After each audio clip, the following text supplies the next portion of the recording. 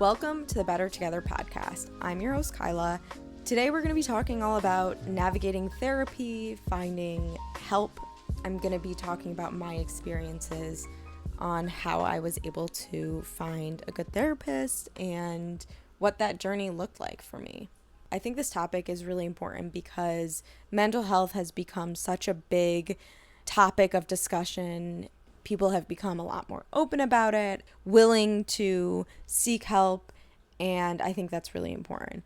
But I also think what's not talked about as much is how hard it is to actually find someone who suits your needs, because you can go to the first therapist you find, and that's not always going to be the one that that fits you the best. And I have a lot of experience with that, which is why I wanted to talk about this topic.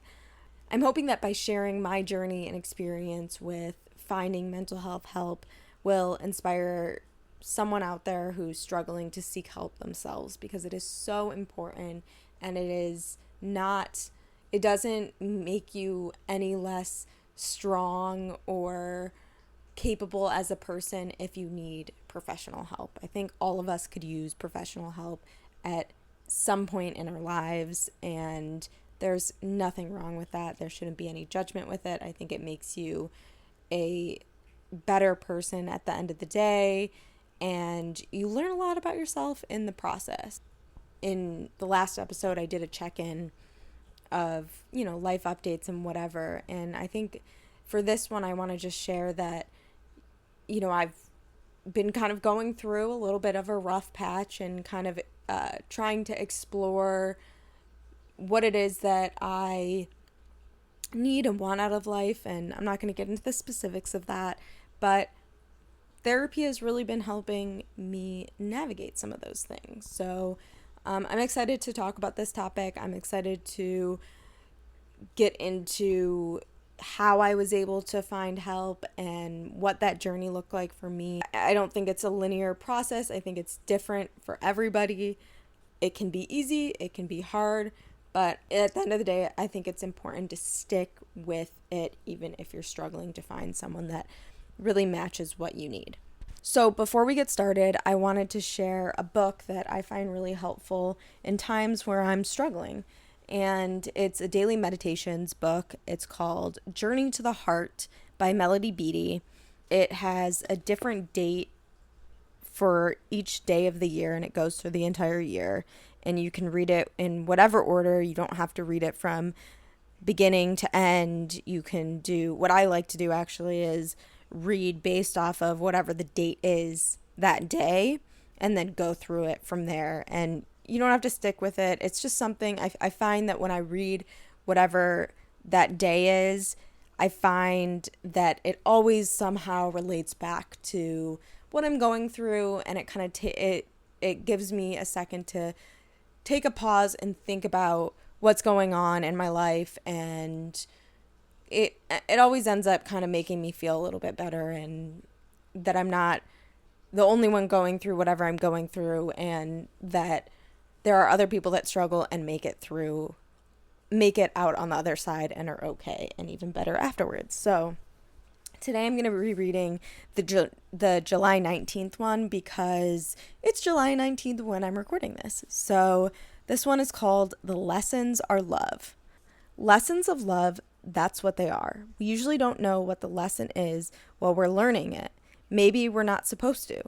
Besides, if we really knew it, we wouldn't need to learn it. We'd already be practicing it in our daily lives. But even when you don't know what the lesson is, we can know one thing. It's a lesson of love. Courage, faith, patience. Loving ourselves when it looks and feels like nobody else cares. Starting over again one more time when we think we've already started over again more times than we should have had to. Forgiveness, compassion, gentleness, joy. Each one is a lesson of love. For many of us, the problem isn't that we haven't had love in our lives before. The issue is that we haven't understood love. Know this. Not only are the lessons about love, the lessons themselves are love. Feel your feelings, struggle through your situations and experiences and emotions.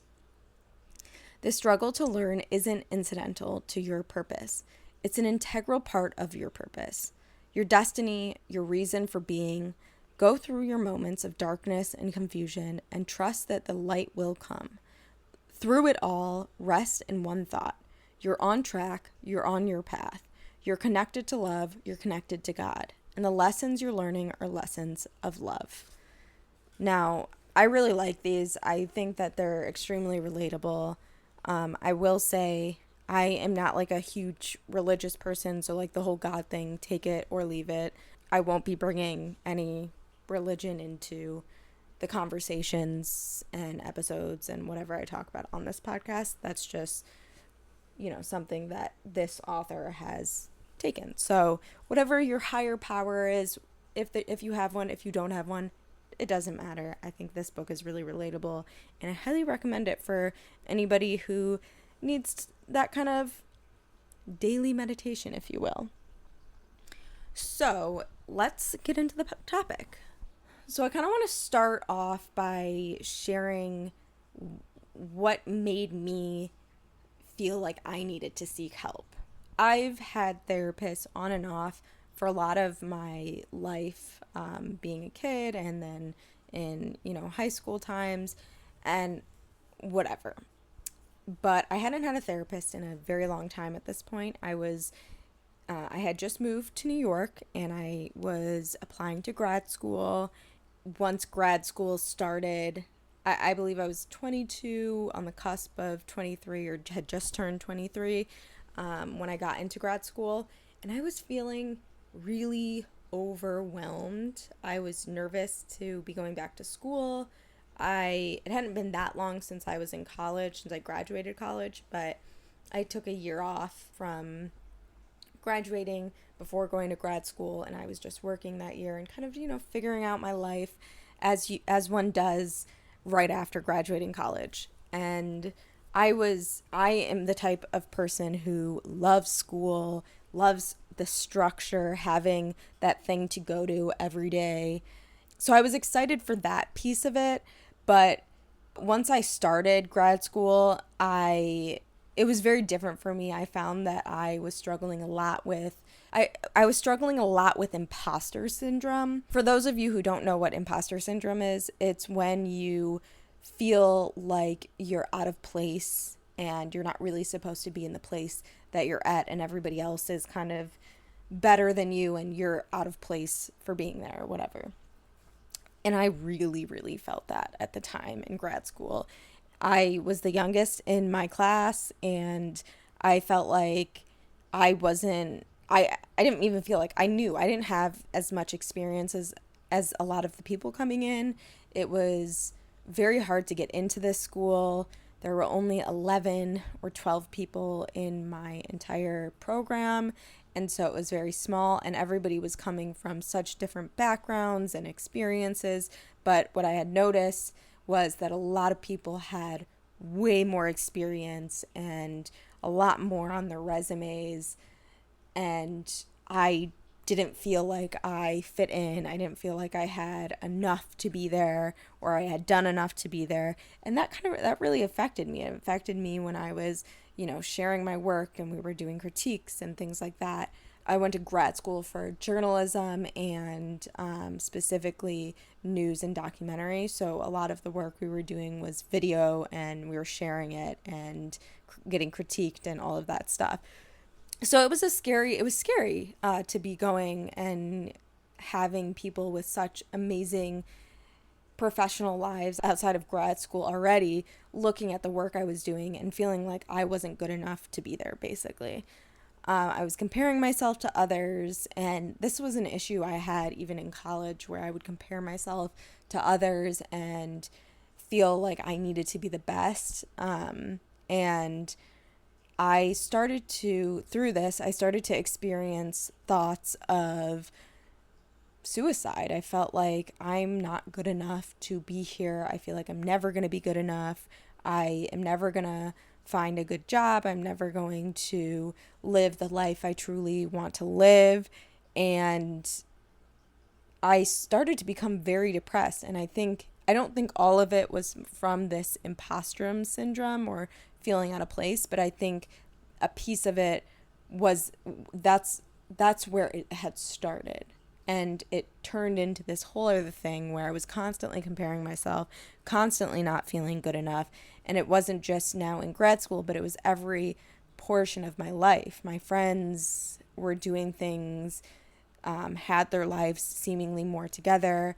From an outside perspective, it probably looked like I had my shit together, and it looked like I had things together based on being in grad school and I had moved to New York and I was doing all these things, but that's not how I felt in my head whatsoever, and I just felt so unhappy and I didn't know how to get out of it.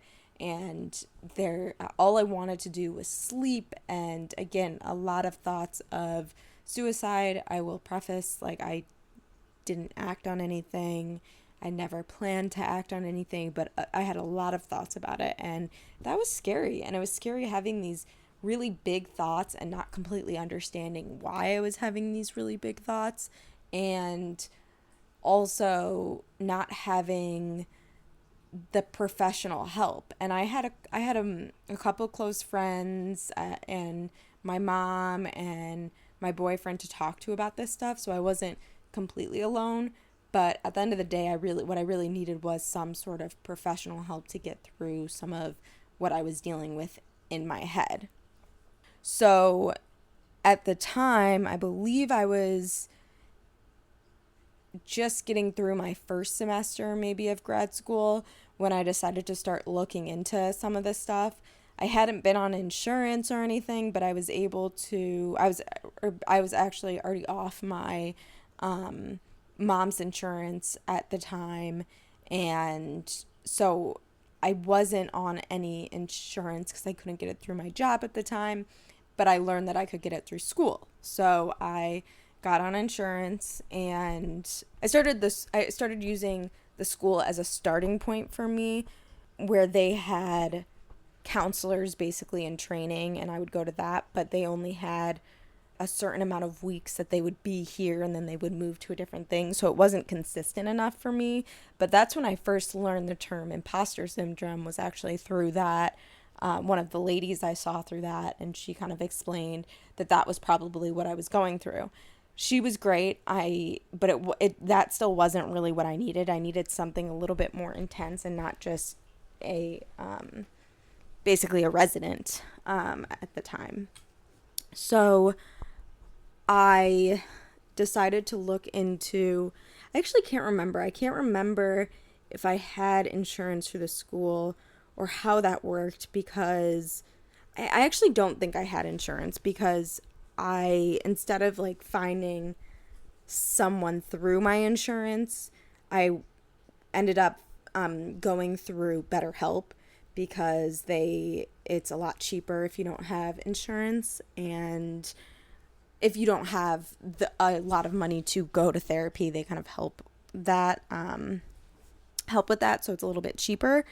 And so I started going through BetterHelp, and with BetterHelp, it's basically like it's similar to a social media platform where you can like swipe when you're dating, when you're dating people, and you swipe if you don't like who you match with. It's very similar how BetterHelp is. So I went on BetterHelp. I started seeing a therapist who I liked.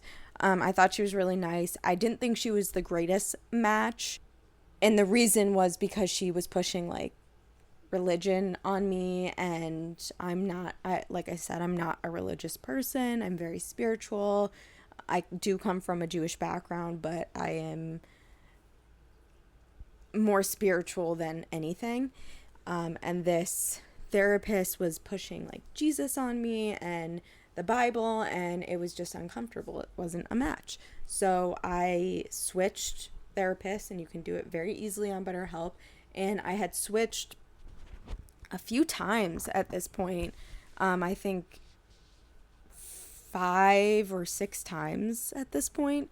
I just wasn't finding someone that I felt like really understood me, and I think that BetterHelp I'm going to preface this by saying I think BetterHelp is a great platform for someone who doesn't have insurance and is able to meet virtually always. But for me, there was something lacking there. But that's besides the point right now. So I switched therapists to, we'll go to the last one I switched to on BetterHelp, which I believe was the 5th or 6th therapist. And she seemed cool. I liked her. She was very nice, down to earth. I had just started seeing her though, so I didn't know her that well. But at the time that I had just started seeing her, my brother ended up passing away, which was like a whole nother layer of obviously what I was going through, where now I was grieving and I was very anxious. And at this point, I had just graduated grad school and I was starting life over again. And I mentioned this in the first episode. This was a time where I had to find a job after grad school and was navigating that through grieving the loss of the very sudden and traumatic loss of my brother. So I had set up, I lose my brother, and then I set up an appointment with this therapist at the time. And I really needed this, as you can imagine. I really needed to see someone, to talk to someone. So I ended up making an appointment, and 5 minutes before our appointment is supposed to start, this woman cancels. And she knows that I had just lost my brother, and she cancels.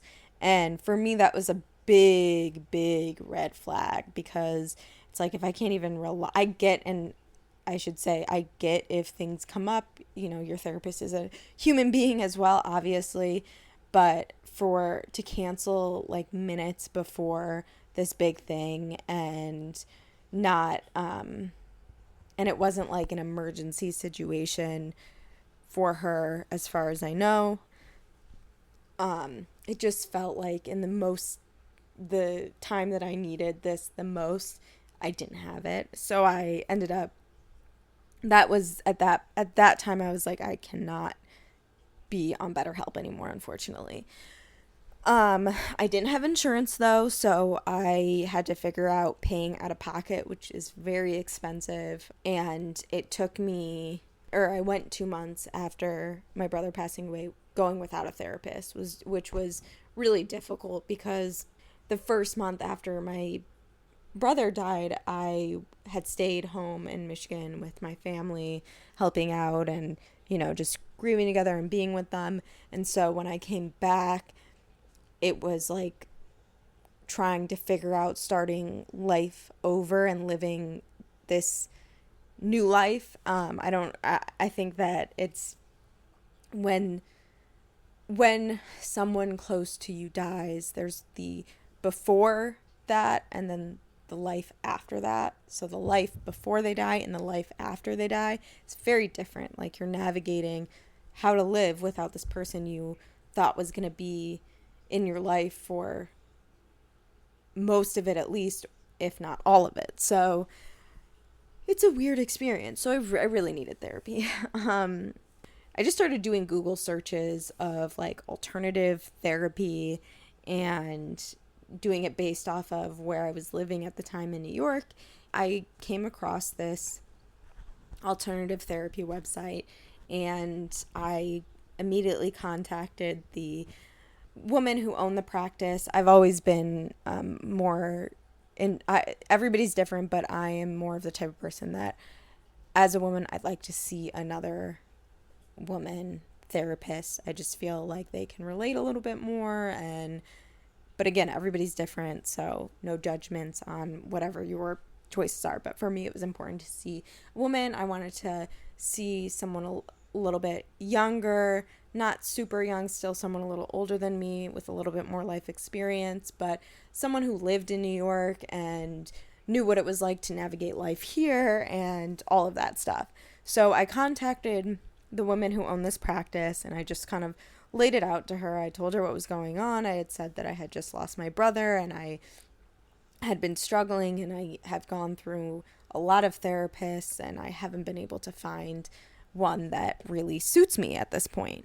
So she tells me that she's going to actually be going on maternity leave soon, but she has this great lady who she thinks will fit what I'm looking for, especially looking for alternative practices. And when I say that, I'm talking about not just like typical talk therapy, but like really trying to find someone who has experience dealing with trauma and doing some sort of trauma therapy and that kind of stuff. So, with that said, she recommended this woman to me, and I immediately made an appointment and started seeing her. At this point, once I find my new therapist, it has been about a year and a half since I started the journey of finding a therapist because, like I said, when I was struggling with that imposter syndrome and feeling thoughts of not being good enough and comparing myself constantly, that was my going into my second semester of grad school. My program was 2 years. By the time my brother passed away, I was just graduating grad school. So it was about a year and a half or a year or whatever, once I found my new therapist, who now it's been 4 years with this therapist and I'm still seeing her and she's great. Now, before I go into like meeting her and what our therapy looked like and looks like now, I just want to say too that it takes time to find the right person, and it may not take as long as it took for my journey, but everybody's different once again, and these things take time and it's okay, and you gotta, I think it's just really important to make sure that you stick with it. And during the times that I didn't have the therapist that fit me at that point, I still was seeking help and getting help from these other therapists, even though it wasn't the right match yet. It was still helping somewhat, of course. And I want to back up a little bit and say that when I started seeing the school therapist and counselor, they were able to prescribe me medication as well. And so I went on Prozac for a little bit. I'm no longer on any medication, but I have been through times of being on Prozac and times of not being on Prozac. And what we established when I was seeing that school counselor was that I was struggling a lot with anxiety. And so Prozac and anxiety, a mix of anxiety and depression, but a lot of it was anxiety, which caused a lot of my depression. And so being on medication like Prozac really helped that, and it did make a huge difference. But all right, fast forward back to finding my current therapist. So we started online because I also think we started virtually because this was also in the height of the pandemic. But once I was able to meet her and talk about the things that I felt like I really needed and what I wanted to get out of therapy and what was just going on, immediately I knew that this was the right match. I felt like we were on the same wavelength, and she was doing the types of things that she practiced as a therapist were really important for me. So something that I do in therapy is called EMDR therapy, which is a form of psychotherapy that is recommended treatment for post-traumatic stress disorder. And it basically you can do different forms of it. You can like move your hand to different areas. I'm not going to explain like exactly what it is, but if you want to look it up, it's called EMDR therapy. It's really interesting. It has helped me a lot. I use it in the form of sound, so I'll wear headphones with a heartbeat sound, and the sound moves back and forth from each ear, and you can like, based on whatever you're feeling, you can do it with louder sound or faster sound or quieter sound or slower sound. So there's like a bunch of ways to do it, and your therapist has to be specifically trained in it, but it's for post-traumatic stress or trauma survivors and stuff like that. So that's the form of therapy I do, which I really like, because I don't always find that talk therapy is helpful. I do find it, like, if I have a certain situation that went on that week and I have to, like, I want to share it and talk about it and process through that, like, that's when talk therapy is helpful. But sometimes you go into therapy and you don't always know what to talk about. And I feel like for me, I have trouble sometimes digging up what I really need to be dealing with. And so this is something where, for example, I struggle a lot with anxiety, and I've always had bad anxiety since I was a little kid, and it's always come up in the form of stomach aches for me.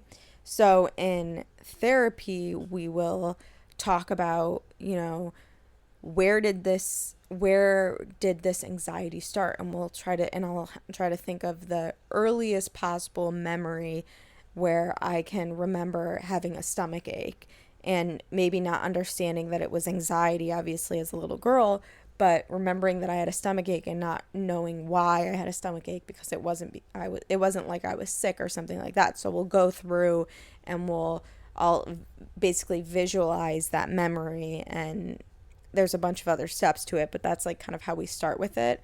And then we'll go in and like do body checks, which just means, like, after doing a few rounds of the sound in between each ear, my left and my right ear, and thinking about that memory, we'll check in with my physical nervous system and body. And where do you feel it in your body?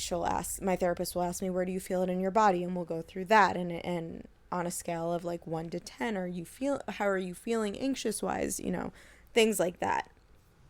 And I have found it really helpful. I think that I'm still like fairly new to it. It's not something we did at the very beginning of when I started therapy, because at the beginning I was just talking about my brother and trying to get through the hardest and most, the hardest times of grieving. So I couldn't really do it when I was like experiencing the trauma. But now that it's been a few years and I've built a lot of trust with this therapist, we're able to do things like this and go back to childhood stuff, and it is helpful. It has been really helpful. So I want to talk a little bit about where I'm at now in my mental health journey. And like I said, I've been going to therapy for a few years now consistently, and there are times where, like, when I first started seeing my therapist, I was going 3 times a week because I was in the weeds, and there was just so much grieving, and I was very anxious, and all of this stuff that I was feeling one feels after you lose someone. And then I eventually went to once a week. I've gone and done it every other week or once a month. I've gone through my ebbs and flows of being in a really good mental headspace and not being in a so good mental headspace. And so that switches. And at the beginning, I wasn't on insurance. So I was literally paying out of pocket $175 a week, which was crazy because at the time I was struggling to find work and I was freelancing and not really making ends meet, but I was so desperate for this that I needed it. And eventually, once I did find a job, I was able to get on insurance and have a very good copay, and now I only pay $20 per session, which is great. So insurance is important. I do recommend for anybody who doesn't have insurance to sign up for Medicaid.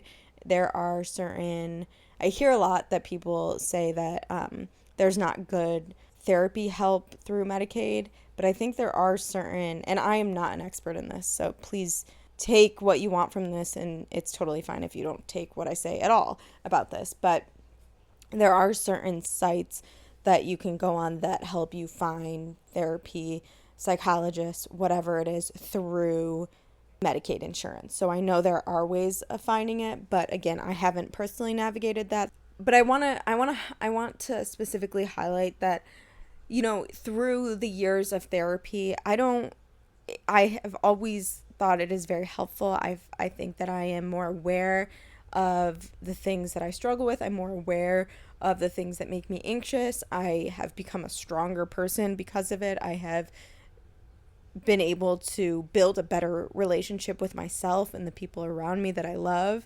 But I also know that I'm never going to be perfect, and I'm never going to be 100% healed. I don't think that's a thing. I think that in life, you're always going to go through things no matter what, and you're always going to struggle with things no matter what.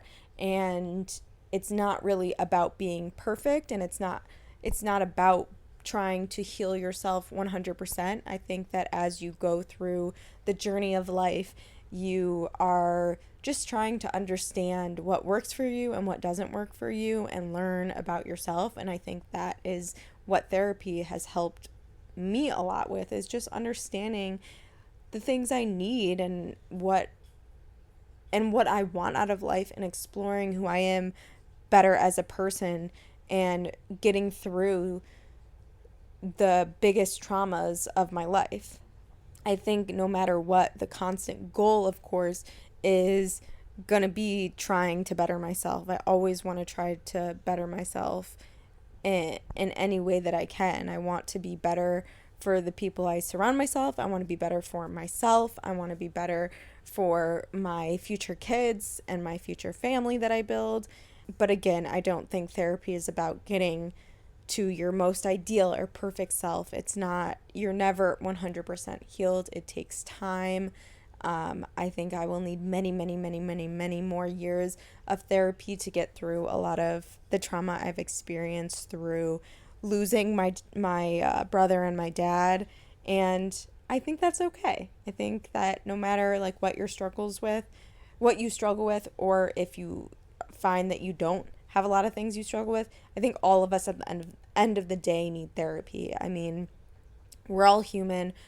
Like, we don't really know what the point of life is, and we're all just trying to learn and navigate it as we go.